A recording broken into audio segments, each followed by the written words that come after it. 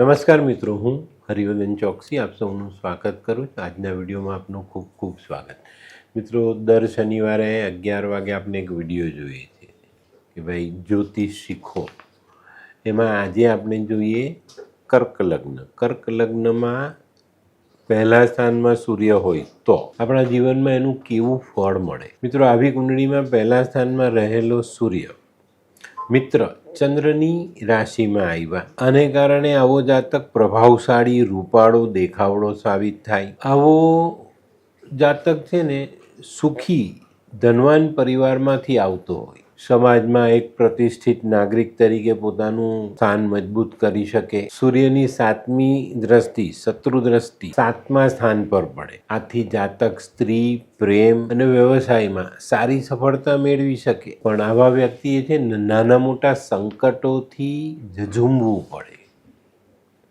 તો હવે જોઈએ આપણે કર્ક લગ્નમાં બીજા સ્થાનનો સૂર્ય. બીજા સ્થાનમાં સ્થિત સૂર્ય સ્વરાશિસ્થ થયો. આથી જાતક ધનવાન, યશસ્વી, પ્રતિષ્ઠિત અને ઉત્તમ કુટુંબનો સાથ મેળવનારો સાબિત થાય. સૂર્યની 7મી શત્રુ દ્રષ્ટિ આયુ સ્થાન પર પડે છે. આથી આવા જાતકને આયુષ્ય અંગેના સંકટોનો સામનો કરવો પડે. આવા લોકોએ છે ને સાવધાની રાખીને જીવવું પડે. તો હવે જોઈએ આપણે કર્ક લગ્નમાં ત્રીજા સ્થાનનો સૂર્ય. ત્રીજા સ્થાનનો સૂર્ય પોતાના મિત્ર બુધની રાશિમાં આવ્યા. આથી જાતક સાહસિક, શક્તિશાળી, ઉત્સાહી સ્વભાવ અને ગર્વ લેનારો બને.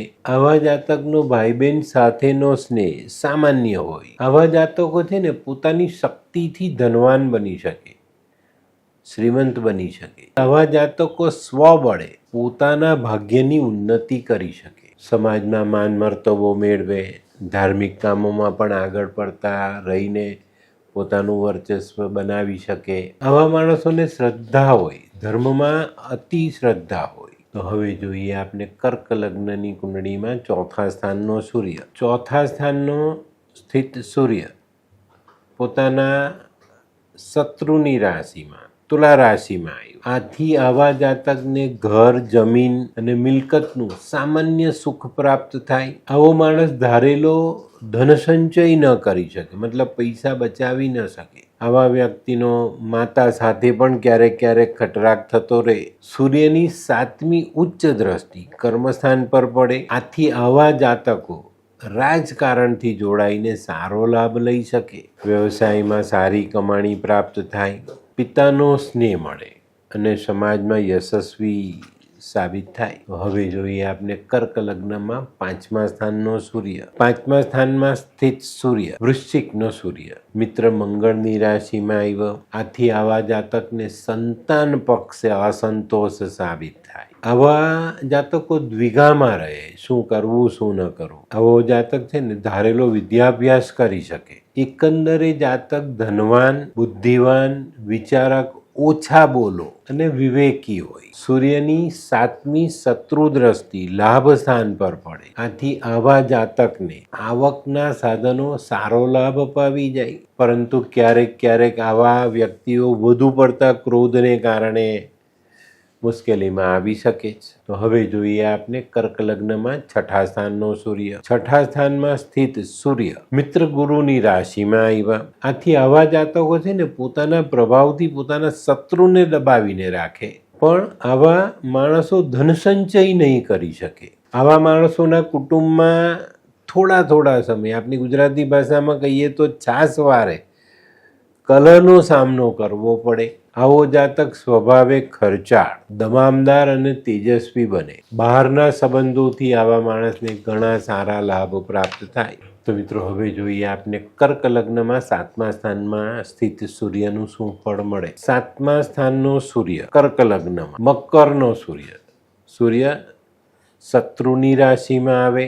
આથી આવા જાતકનો સંસાર સ્ત્રીના કંકાસથી તકલીફવાળો હોય, વ્યવસાયમાં પણ મુશ્કેલીનો સામનો કરે, કિડનીના રોગ થવાની શક્યતાઓ છે, કુટુંબમાં પણ તકલીફ ઊભી થઈ શકે. સૂર્યની 7મી મિત્ર દ્રષ્ટિ અનુભવ પર પડે છે. આથી આવો જાતક દ્રઢ મનોબળવાળો હોય, આકર્ષક દેહવાળો, ગંભીર છતાં ક્યારેક ઉગ્ર સ્વભાવવાળો બની જાય છે. કર્ક લગ્નમાં 8મા સ્થાનનો સૂર્ય, 8મા સ્થાનમાં રહેલો સૂર્ય, કુંભનો સૂર્ય, શત્રુ શનિની રાશિમાં. આવા જાતકનું આયુષ્ય જોખમમાં હોય અને જો સાવધાની રાખે તો આમાંથી નીકળી પણ જાય. આવા માણસો પુરાતત્વમાં જોડાયેલા હોય તો હાનિનો ભય બનેલો રહે.